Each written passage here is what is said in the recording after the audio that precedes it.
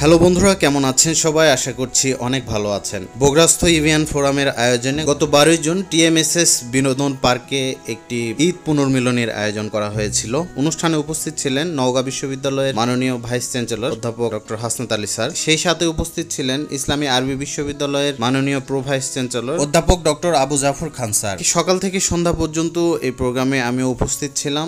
চমৎকার আয়োজন ছিল। পর্যায়ক্রমে একে একে সকল অতিথিদের বরণ করে নেওয়া হয়েছিল এবং এই প্রোগ্রামে আমাদের ইসলামী বিশ্ববিদ্যালয়ের অন্যান্য অ্যালামনাই বৃন্দ উপস্থিত ছিলেন। সকাল থেকে সন্ধ্যা পর্যন্ত চলা এই প্রোগ্রামে নানা রকম অ্যাক্টিভিটিস ছিল। জাফর খানের একটি যে ভালোবাসার জায়গা, সেই ভালোবাসার জায়গা আমি রেসপেক্ট করি, শ্রদ্ধা করি।